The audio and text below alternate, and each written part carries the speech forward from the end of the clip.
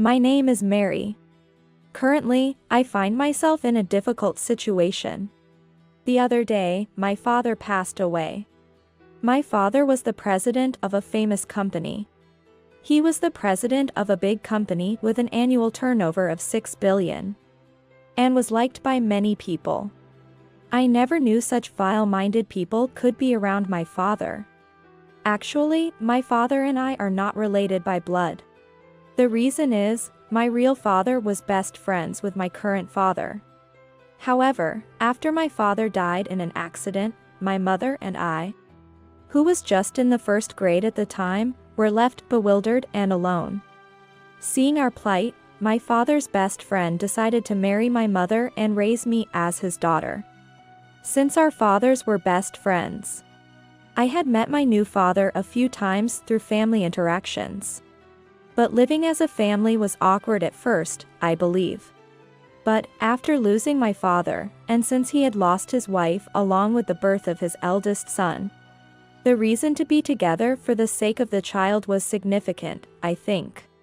Even though I was just a primary school student and naturally missed my father, I caused trouble for my father and mother by crying at night.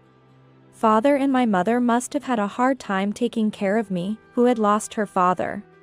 And then, there's one more person. Someone who felt lonely because of me. That person is my brother, Tom. Initially, as his only son, the sudden appearance of me meant Tom could no longer have his father all to himself. Due to these feelings of loneliness, Tom's treatment towards me became harsher. By the time I entered middle school, Tom began destroying my belongings at places our parents couldn't see.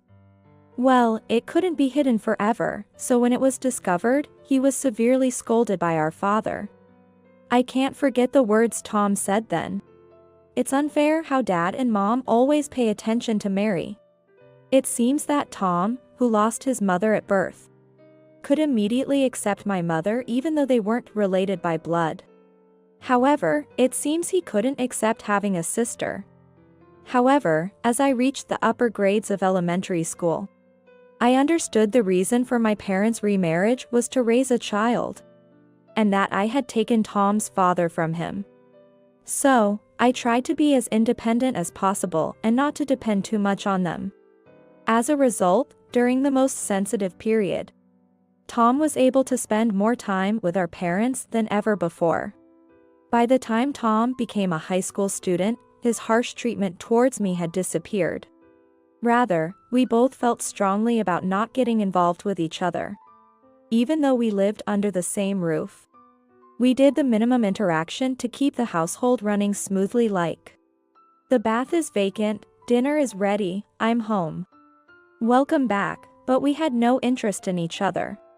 As a brother and sister not related by blood, our parents probably thought it was okay not to have a close relationship.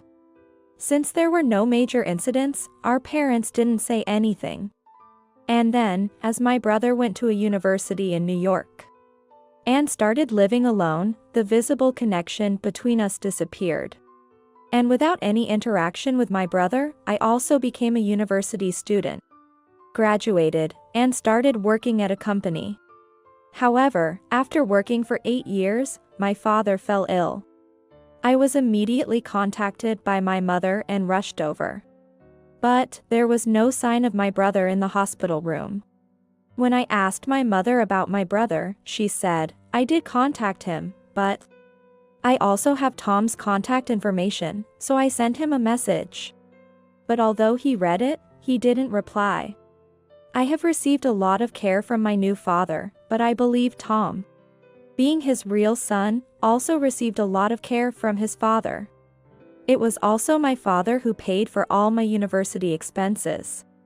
And he even continued to pay the rent for Tom's apartment so he could focus on his studies. Besides, there were many things that my father did for us. Thinking about it, there was no way I could choose not to rush to my father's side when he fell ill.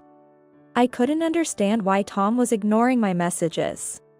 My father tried to laugh it off, saying, I just felt dizzy and fell, it's nothing serious. But his condition was far from optimistic. As my father's condition didn't improve, my mother and I kept contacting Tom, hoping he would come to see our father because he was in a critical condition. No matter how many times we sent messages, Tom only ignored them. For the first time, I felt angry with my brother, who had avoided getting involved until now.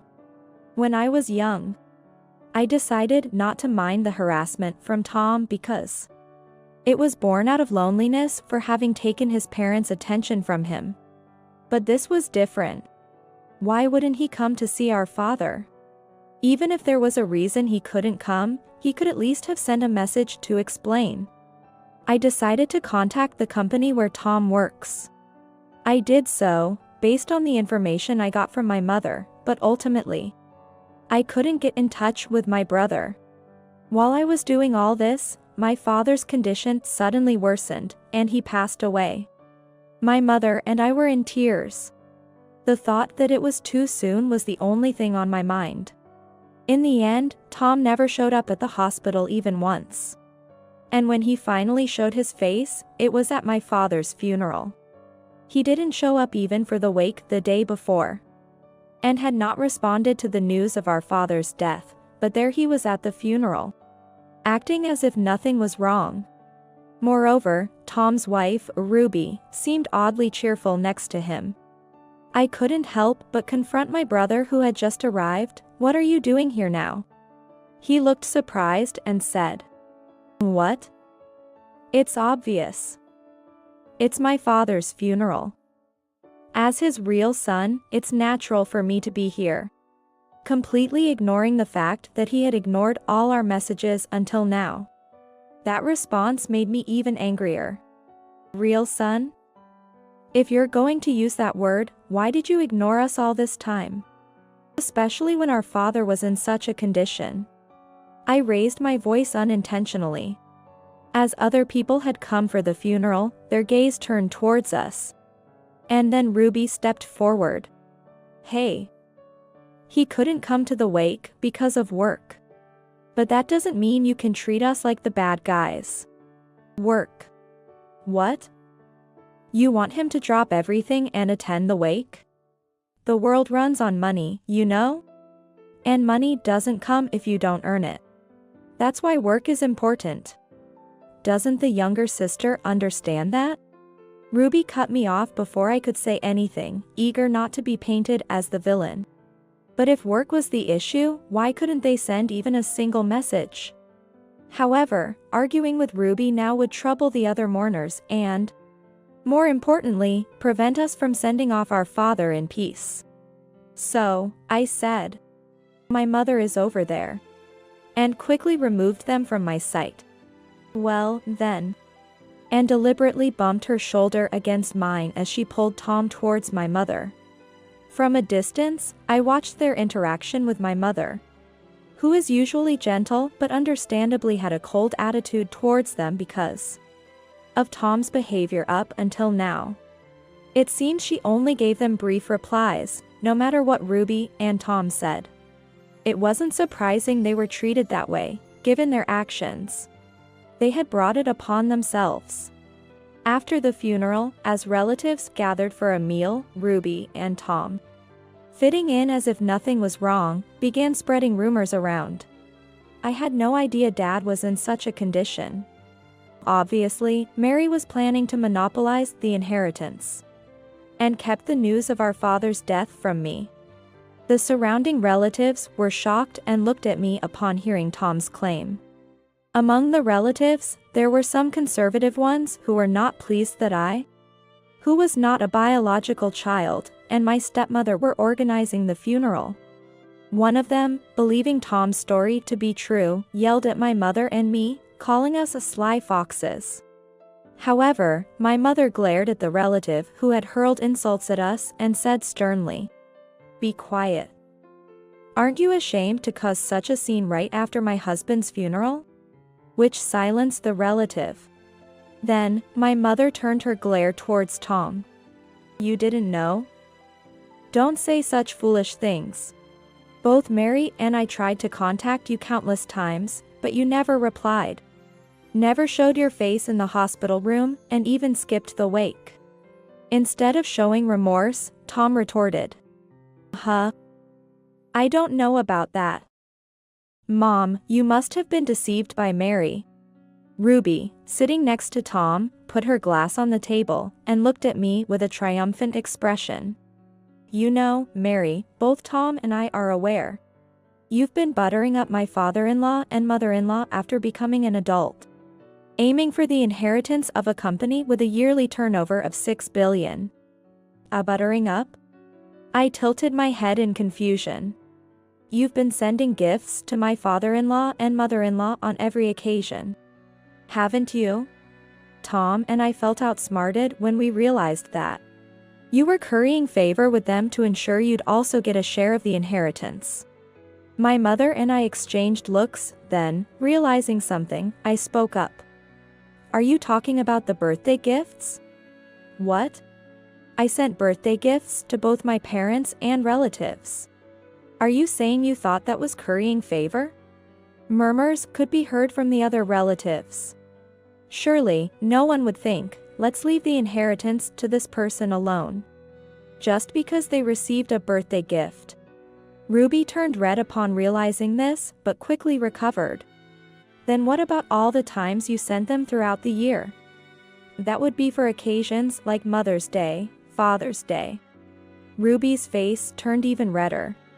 It's exasperating to be thought of as currying favor just for sending presents to one's parents.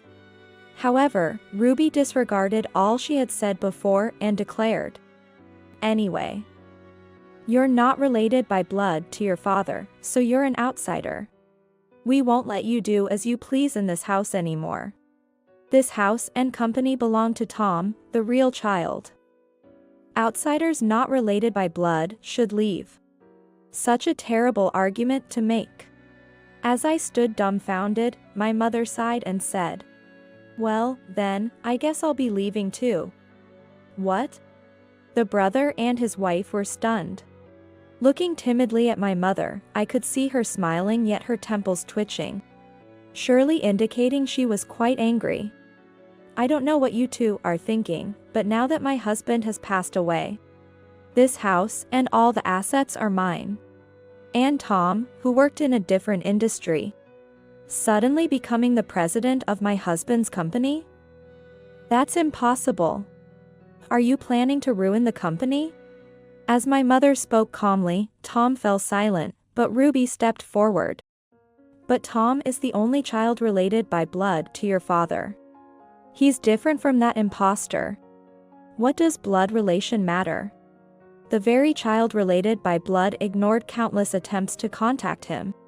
Never visited the hospital room where his father was. Ignored messages about the wake and funeral. I don't even want to think of such a person as family. Tom looked surprised and turned to Ruby. Hey, what do you mean by ignoring the messages? While saying this, Tom pulled on Ruby's sleeve. It's curious why the person responsible for ignoring the messages is asking Ruby about it. Ruby snapped. Shut up. And shook off Tom's hand. The wake and funeral of your father-in-law were just a hassle. That's why I didn't say anything. Thanks to me, you were spared the trouble, all dumped on the woman not related by blood. My mother and I exchanged looks with Tom and Ruby. You said you wanted to manage my phone. I trusted you to inform me about important messages. What?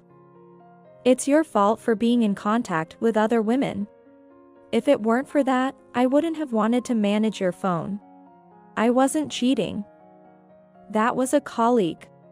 There was only work talk in the messenger history, wasn't there? But you had plans to go out to a restaurant. That was for scouting a venue for the year-end party. I had to go because she and I were the organizers. Tom and Ruby stood up and started arguing. The relatives who were siding with them earlier now looked uncomfortable and shrunken. Some other relatives were seen telling them to just leave. It seems that it wasn't Tom but Ruby who had been ignoring my mother's and my messages all along. But then, Tom's earlier accusations don't make sense. Earlier, you accused me of not contacting you to monopolize the inheritance. What was that about? Well, Ruby said this morning that our father had passed away. And that the funeral was today, so I hurried to prepare.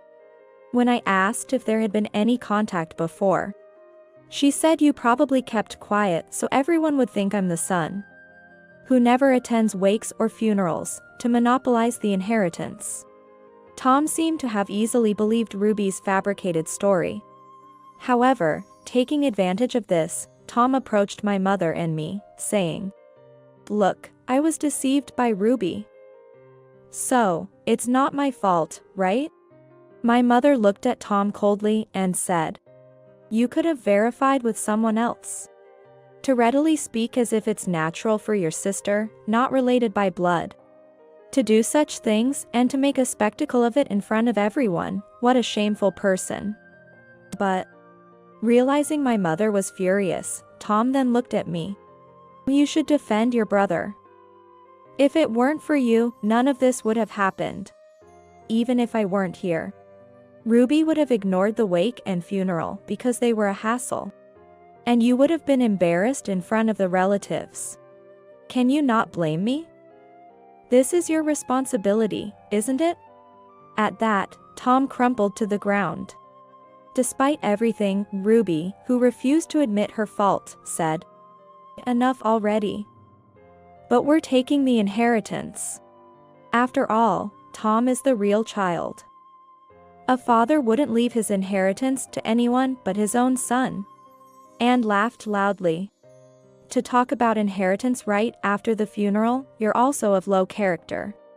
Regardless of what my mother said, Ruby laughed, thinking Tom would surely get the inheritance. "We're taking everything, this house included. I was thinking of taking care of my mother-in-law out of necessity.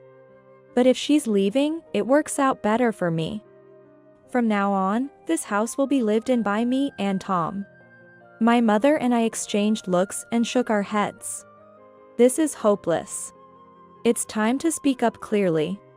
It seems my mother thought the same thing, as she said to Ruby, who was laughing haughtily. "Though the will's disclosure will happen at a later date. My husband mentioned that Tom wouldn't inherit anything." What? Considering how much Mary and I tried to contact you only to be ignored. It's impossible to trust someone who ignores a family emergency. Wait a minute. Besides, why would you think the house would be inherited by you when I'm living here? My husband wasn't foolish. Especially, two unemployed people can't possibly maintain this house. As my brother sat there, dumbfounded, he asked, "How did you know?" The truth is, all my mother and I knew was that my brother had left his job. My mother must have been bluffing. Who would have thought he was actually unemployed? Since there was no reply, Mary contacted your workplace for me. But when she asked about you, they said you were fired a month ago. That's because. And the reason was continuous unexcused absences. I'm so disappointed. To think the son we raised together would end up like this. No, Mom. That's not it. Ruby was suspecting me of cheating. So she kept me locked at home and even took my phone away. It seems all of this, from the ignored messages to my brother losing his job, was due to Ruby's tyranny. But isn't it a husband's duty to stop his wife's rampage? It's because you were cheating. You're too controlling. Just because I was out with a female colleague, you attacked me. And you even hid my father's condition from me because it was too much trouble. Without me, Tom would be a failure. Why can't you understand that I need to manage everything? As Tom and Ruby began physically fighting, male relatives had to hold them back. "I'm going to divorce you." Fine by me. I'll claim property division. Thinking it best to not cause a scene, my mother and I decided to have them removed. It's sad to think that my father can't rest peacefully because of this. A few days later, Tom came to our mother saying he and Ruby had separated. But she dismissed him. "I don't know you. After causing such a scene and then showing up at your parents' house is shameless. Leave." It's understandable why she reacted that way. Tom then went to relatives, most of whom turned him away. Except for one who had previously supported him. This relative, known for his extreme patriarchal views, had his wife and daughter leave him. And his inability to manage household chores turned his home into a garbage house. Meanwhile, Ruby, insisting on alleged cheating, hired a detective but found no evidence of Tom's infidelity. Despite the lack of proof, she persistently sought legal action but was repeatedly turned down by lawyers. After being disowned by Tom, Ruby returned to her parents' house, where she had funded her detective ventures. Now blamed for everything, she's been forced to work from dawn to dusk to repay the expenses.